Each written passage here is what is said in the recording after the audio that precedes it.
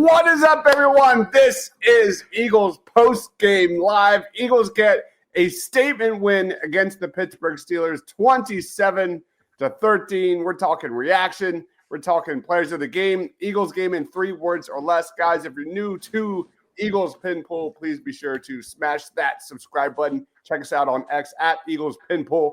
Joining us, he is Shane Haff at Shane Haff NFL. What's going on, Shane? What's up, Deibs? I feel like I've been in front of this screen behind a microphone for a long time, but excited to hang out and celebrate another Eagles victory here. Also joining us, the man, the myth, the legend. You know him on X at PHL Eagle News, one of the best Eagles follows there is. What is going on, David? Hey, man, I'm just happy we're celebrating another win, and it silenced a whole lot of critics, but I'm sure we're about to get into that. Absolutely, man. People wanted to see what the Eagles offense would look like against a great defense without your dominant run game. Here it is. The Eagles had 8 plays of 20-plus yards today. The Steelers had the ball for 5 minutes and 50 seconds in the second half, scoring 0 points. The Eagles' run defense was elite, still has yet to allow a single 100-yard rusher all season. The Steelers' leading rusher had 14 freaking yards. The Eagles got the ball, with like 10:40 remaining, never gave it back. Grown-ass man football right there, especially in that second half, man. I'll throw it to you, Shane. Quick reaction for what you just saw. This is the best defense the Eagles have played this year, and they really stifled the Eagles' rushing attack, and it just didn't matter. I wish Hurts got 10 more yards so we could say the 300-yard game, but the pass game was firing on all cylinders today, and they did it right out of the gate, like moving down the field. Ultimately, they only ended up with a field goal because they're cursed to never score a touchdown on the opening drive, but it was nice to see them in rhythm early. It was nice to see the pass game just looked a lot better in terms of design, and some of the things they were doing I thought were really cool. So encouraging performance by the offense to look that good against such a good defense when the run game just wasn't clicking today. Yep. What about you, David? Quick reaction before we get into the offense. The Eagles' defense just smothers everybody, man. I mean, it doesn't matter who the opponent is. They smother everyone. They kill the clock. They can beat you with his arm. They can beat you on the ground. And if you get the ball, give them the ball with 10 minutes left, they will suffocate that out too. They took the time off the clock. I think the TOP was 40-20, right? I mean, they just dominated in literally every facet of this game. Yeah. I mean, especially in the first half, if you take away those 2 giveaways, I mean, top to bottom, this Eagles team really dominated. A really quality football team, man, especially when Saquon wasn't himself in this one. They were stacking a lot in the box, and we really kind of saw the return of Jalen Hurts, especially with the quick passes, man. 25 of 32, 290 yards, 2 touchdowns. He also had a brotherly shove there in the second half. I thought his decision-making was phenomenal in this one. It wasn't perfect. Kellen Moore's play calling wasn't perfect. In fact, I was a little upset at the end of this game. Like, why are our players still in this one? And everyone was kind of falling and getting hurt. But I'll throw it to you, Shane. What were your thoughts on Jalen Hurts' performance? Yeah, I thought he started and ended really well. There was a brief moment near the end of the second quarter when I thought he started to get a little skittish in the pocket, scrambled into a couple sacks. There was a play I thought he missed Jahan Dotson and scrambled into a sack. And, there was a little bit of an ebb and flow, but he bounced right back in the second half. So it was nice to see him start a game good. I thought he played really well. He ends up with 0.35 EPA per play, a 13.6% completion percentage over expectation. He was throwing the ball well. He made a few good runs. He was fantastic against the blitz. Blitzed 11 times, 8 of 11 for 98 yards and 2 touchdowns. So making him pay against the blitz. I thought it was a really good game by Jalen Hurts. I agree, man. The last 3 possessions, main possessions for the Eagles, 10 minutes, 6 minutes, 7 minutes. I thought that one possession from Jalen Hurts where you saw a lot of quick throws, You saw a lot of very good decision making. I think he had like at least 6 of those, like 3 of 6 yards. And that's the stuff. That's the quick and decisive Jalen Hurts, reminiscent of his 2022 play. Time is not that great for Jalen Hurts. What were your thoughts, David? Quick thoughts overall on Jalen Hurts. Yeah, they utilized a lot early and late, kind of like what Shane said. They had slants, curls, they were in the pistol, RPOs. Everything was working early. And again, in the fourth quarter, they started the game with a pass to Calcaterra. I think it was like 20 some yards, then a slant to AJ for 7, then a third pass in a row to Devontae for 21 yards. I think he started off 8 of 8 and 12 of 13. Is that what he did? 8 of 8. I mean, it was an unbelievable start. And for everybody who thought that he would struggle in a game that they would have to rely on his arm, I think you might want to rethink that now. They just have not been game planning that. And I know we've discussed that on the other show on Birds of the Round Table. This game plan was significantly deeper, as I'm sure Shane will get into this week when he does the all 22 with Johnny. But this was a significantly different game plan. It was awesome, man, from the jump. You look at, I mean, we've been killing the scripted plays from the Eagles in the first half. You look at the first possession, they had the middle of the field shot to Grant Calcaterra for 22 yards. You had a quick slant to A.J. Brown, a quick crosser to Devontae for 21 yards. And we didn't just see curls and 4 verts. It was a quick pass kind of game from the beginning to the end. That second possession, you had a Barkley run for 8 yards. Third possession, a 15-yard quick pass to A.J. Brown. Man, it was nice to see. I think they had 10 points in the first quarter. This was huge against a quality football team. Let's go to any other thoughts on Jalen Hurts before we get to the next part? His finger didn't seem to bother him at all. Yeah, they talked about that quite a bit. I mean, he seemed fine. All right, let's get to the Eagles run game here. Saquon had 19 carries for 65 yards. Jalen Hurts 15 for 45 and a touchdown.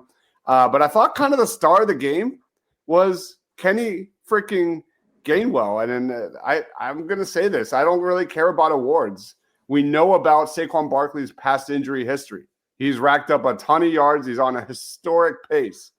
I haven't been a fan of Kenny Gainwell in the past, but the fact of the matter is he's improved a hell of a lot this season. I would like to see more carries out of Kenny Gainwell to finish out this season. David, let's start with you. Quick thoughts on the Eagles' rushing attack. Yeah, I mean, on a day that Saquon struggled and the Eagles as a whole kind of struggled a little bit in the running game, they still ended up with 131 yards and they still dominated what Pittsburgh did. And it's just incredible. And Gainwell, he had a couple of just amazing spin moves there. I was so hoping we'd get to see a touchdown out of one of those, but he has been really good. He's a key member of their 2-minute drill. I think they mentioned that during the broadcast. It's been incredible to watch his maturation this year and him taking his role on. He gets his little 5 to 7 carries. He gets 20 to 30 some yards. But every time you watch the game, it seems like he's done something very well. He's made an impact. One of those runs is always important. So he's been a great addition this year and coming into relief for Saquon. What about you, Shane? Yeah, he had a really good game today. The most impressive one to me was the play that Lane Johnson came off the field and Fred Johnson is on. And I think it was like 3rd and 10 or 3rd and 12 or something like that. And they just flared it out real quick to Gainwell. I mean, it was a give up play and he makes 2 guys miss and picked up a first down. So it's a good game by Gainwell.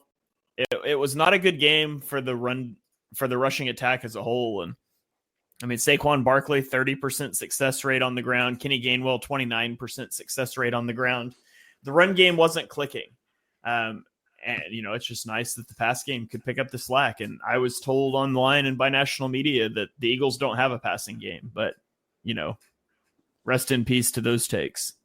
Yeah, the fact that Saquon Barkley had 65 yards on the ground in this one, and you still put up nearly 30 points against this defense says a lot, man. It was a very impressive performance from the offense. Some comments. Jalen had a perfect passer rating in the first half. My man, Pump Man, says, good game, but need to see it again before I crown it. Oh man, Philly looked great without Saquon. That's it. That's it. Gainwell takes the ball inside the 5-yard line twice and no touchdowns. We had a lot of comments about our man Ryan Reese. He is at the game. He's our known, I guess our resident Kenny Gainwell hater. So a lot of people are asking for where he's at. Jalen Hurts now has the longest win streak in franchise history. And then didn't you guys hear Jalen can't pass over the middle and literally started the game with a nice pass to Grand Calcaterra up the middle of the field. Do these announcers even prepare for the games? How are they surprised that King wasn't in the game in 2-minute situations? Krabby says Ryan's never around when you need him. All right, let's get to the Eagles wide receivers.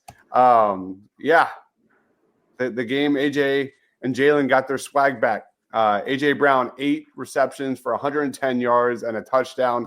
Devontae was awesome in this one, especially recovering that one fumble by AJ Brown.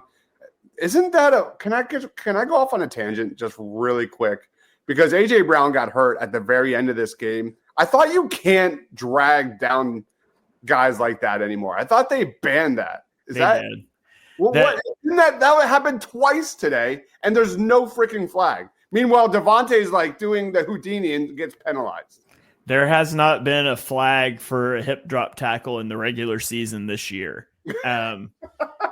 It was the big point of the offseason. We're going to ban that, and they haven't thrown a single flag for it this year. And I was talking about this on our live stream during the game, but I generally don't like that rule because it's so hard to legislate that. And like, these are bang, bang plays happening in a game. And how are you supposed to bring a guy down from behind? And it can happen in a dirty way. For the most part, I think you just have to let those go. But that said, that was the textbook example of a hip drop tackle. It had every element. He grabs around the waist. He leaves the ground. He pivots around behind. He traps the leg. It had all 4 elements of the hip drop tackle. It should have been flagged if they're ever going to flag one. Yeah. He'll definitely be fined this week. Yeah. Cameron saying, it was a hip drop tackle. 847 illegal man downfield calls.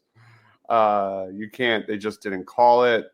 They're doing more of a fine thing instead of throwing flags.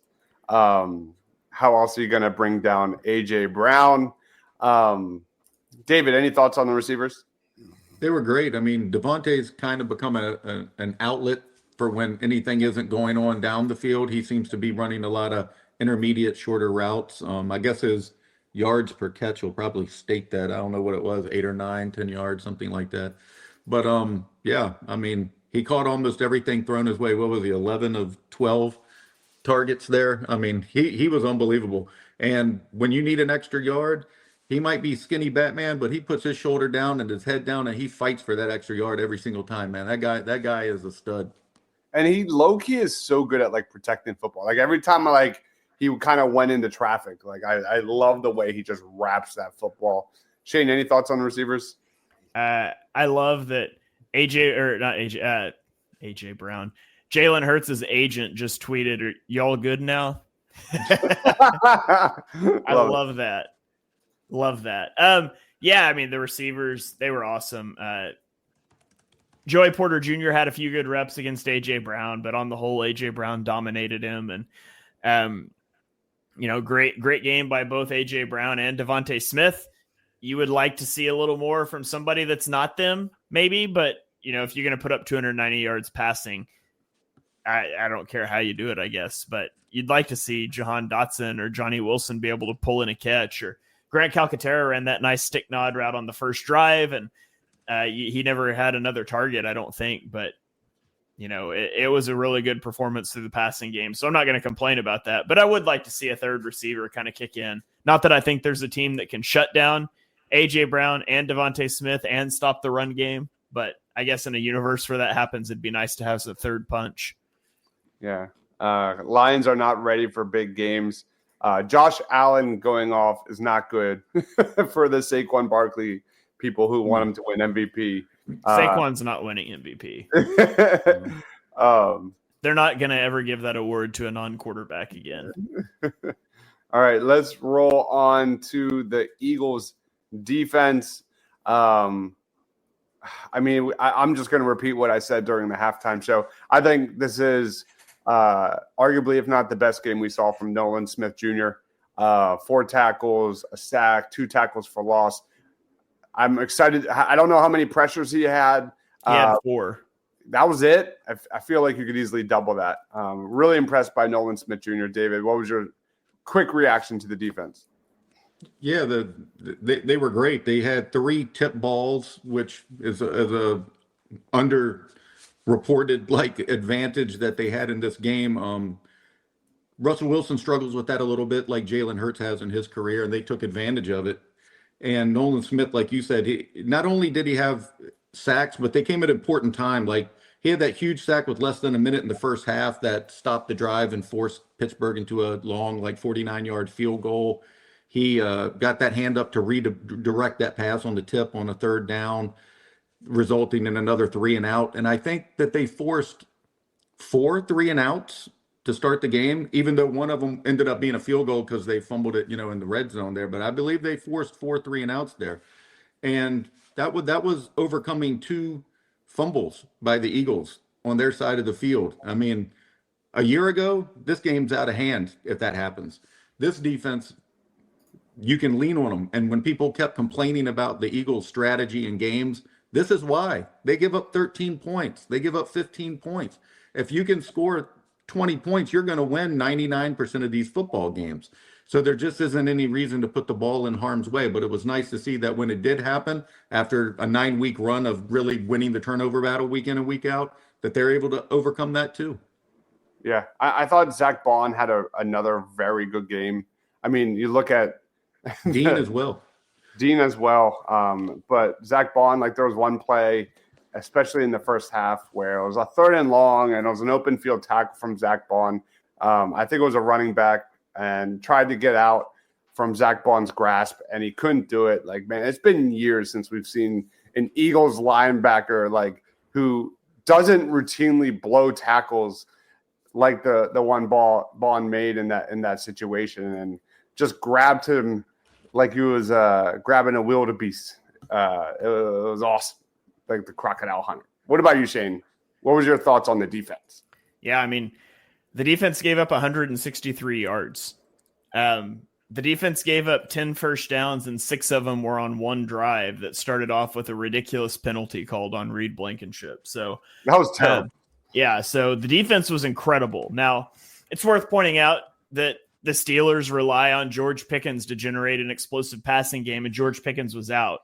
It's also worth pointing out the Eagles don't give up explosive passing plays to anybody. So it's a really good performance by the defense. I thought they were dominant in this game. We mentioned the fumbles and stuff early, but this game could have swung radically early on as the Eagles had, the fumble on the Jalen Hurts fumble, and then the defense gets 3 and out. And then you have the punt fumble, and the defense backs them up 8 yards and holds them to a field goal. And this game could have been radically different early. You could have been looking at a 14-3 deficit because of some fumbles, and the defense balled out, and they deserve a lot of props for that. It's so much fun having an elite defense. The Eagles defense is the best defense in the NFL right now. They're playing at the best level consistently. Doesn't matter what metric you want to use to look at their top 5 in all of them. And so, it's a dominant defense, and hopefully, we can keep everybody healthy and get to the playoffs. And I think that defense is what's going to give the Eagles the edge in the playoffs. I mean, you look at the Lions, they just gave up 48 points, I think it was, to the Bills. Eagles aren't giving up 48 points to the Bills. It's just not going to happen. There's not a team that's going to do that to the Eagles, I don't think. And that's what's going to give the Eagles the big edge. So shout out to the defense. I would also like to give a shout out to Mike Tomlin for making the decision to punt the ball on 4th and 7 while down 2 touchdowns with 10 minutes left in a game against a team where their last 2 possessions each took 7 minutes off the clock. Just brilliant move there by Mike Tomlin. So shout out to that. You're muted, Deibs. My bad. Texting, check Carter's P after the game. We kind of had our Jalen Carter moment. First one in a while where he kind of like punched that guy in the face. That was stupid. That was stupid. Which, by the way, we haven't gotten a lot of those. That was defense so dominant today. Jalen Carter was not impactful. He had 0 pressures in the game. Like, he had a nice play or two in run defense. He made no impact in the game. It was other guys stepping up, and that's great to see too. Yeah, they were really getting tackled. How many missed tackles did this defense have? 4. 2 for Bond, 1 for CJ GJ, and 1 for Milton Williams. Okay. I thought they were just swarming in big plays. Jack says we have a defense we can actually count on. Feels good to be an Eagles fan right now. Good to have good vibes back again. Not sure what WIP is going to be able to talk about this week. We'll see how that goes. Steelers having only 2 second-half possessions is nuts. Time of possession, the Steelers had the ball for like 5 minutes in the second half. That's insane. It's just insane. Anyway, let's get to player of the game. Shane, who is your player of the game? Yeah, before we do that, the Steelers ran 10 plays in the second half. The Steelers had 10 offensive plays in the second half. That's insane. So that's 2022 football, man. That's the Eagles right there. Yeah. Player of the game, I will give my player of the game to Jalen Hurts. I mean, nice. 25 of 32, 290 yards, 2 touchdowns, rushes for 45 yards and a touchdown. He has the fumble, but in a game where the run game didn't help him out at all, Jalen dissected one of the top defenses in the league. So my player of the game goes to Jalen Hurts. Such a statement for him, given all the BS that was going on all week long. What about you, David? Who's your player of the game? I feel like after such a dominant defensive performance, I gotta find somebody on the defense to give it to. I think I'm going to go with Josh Sweat. Nice. He's been unheralded through most of the year. He's been the one consistent edge rusher who's been there all year. He had a couple tackles today, but I know he had a sack. He had a TFL. And again, much like the one Nolan did, it's an impactful sack. It's changing downs. It's causing, change of possessions. And I think he's been quietly a really good player all season. Yeah, that's a really good one.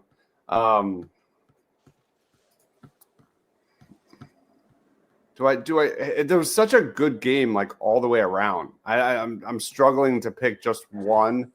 I like the heart that we saw in this one. First and foremost, let me go AJ Brown. I'm just gonna take the layup and say I could go Kenny Gainwell and kind of be a little wild, but give me AJ Brown for piggybacking off of what Shane said. AJ Brown, just unstoppable. He's just unstoppable, especially on those one-on-ones.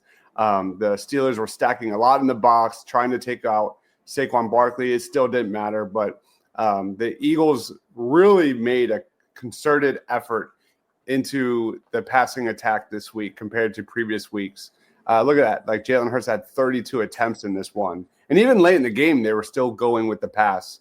But A.J. Brown, one last time, 8 catches for 110 yards. And that's the secret sauce, man. He's so important to this offense, being that explosive offense we want it to be. I mean, they had, again, 8 plays of 20-plus yards on offense. But I feel like how many times did they actually go deep down the field? Like, what was Jalen Hurts' average depth of target? It wasn't a lot, I feel like. It was 6.7 yards. Yeah, so a lot of quick hitters and, getting our guys in space. A.J. Brown is low-key amazing in space. He's just impossible to bring down. So I'll go A.J. and just take the layup. All right. Where do we go next? Let's go to – are we at 3 words or less, Shane? Yeah, we can go 3 words or less. Let me share my screen. Whoops, sorry, man. Oh. I got you. Okay. No, you're good. All right. So every week we tweet out our 3-word reactions from the Eagles Pin Pull Twitter account. I always quote or retweet it as well, but Eagles Pin Pull on Twitter. And this week, not as many reactions. We got 17 of them. A lot of them people submitting duplicates. Put them all in there. I'll pick my favorite one, but you guys can also drop them here in the YouTube chat as well. But we've got Johnny gives us a Jalen silences doubters. Ryan said time of possession, which was crazy in this game. Max gave us a suffocating final drive. Elliot said stay healthy, please. Down 3R20 said friends with winning. And then we had a Stoutland U backups from Dan Jones. And the Eagles certainly had to go to their backups a lot more than you would have liked in this game. But hopefully nobody's seriously injured. I think the Eagles probably escaped serious injury in this game. So great 3 words there. My 3-word reaction, I'm going to go with dominant defensive performance for the reasons we already talked about. This game could have gotten away from the Eagles early with some of the miscues, and the defense just continued to shut down the Steelers' offense. So dominating defensive performance for me. All right. Brett Eclipse says still can't pass, ? No more MVP. NFL on watch. Happy now, AJ. Cameron says Kenny freaking Gainwell.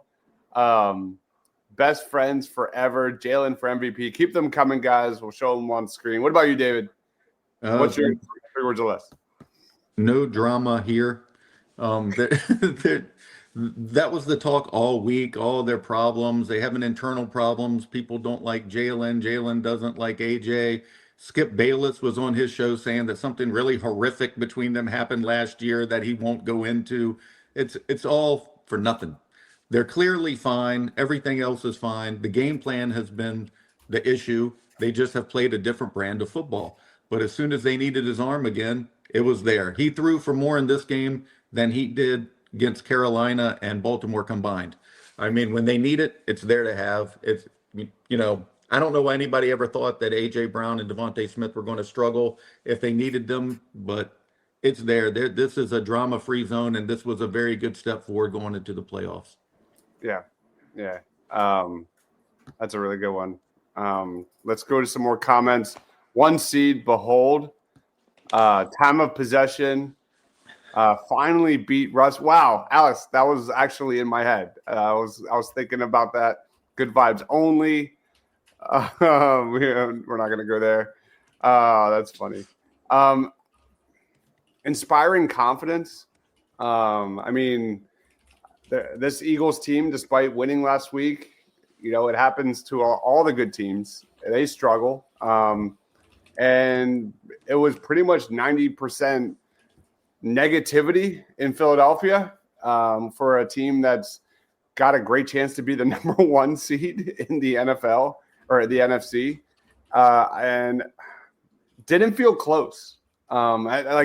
Even though the Eagles won by 2 scores, I mean, if Jalen Hurts doesn't fumble that ball in the first half, at no point in the first half did the game feel close as it was. And even still, that 2-score win margin for the Eagles doesn't do it justice. I feel like we dominated them from start to finish. So I'll go didn't feel close and inspiring confidence.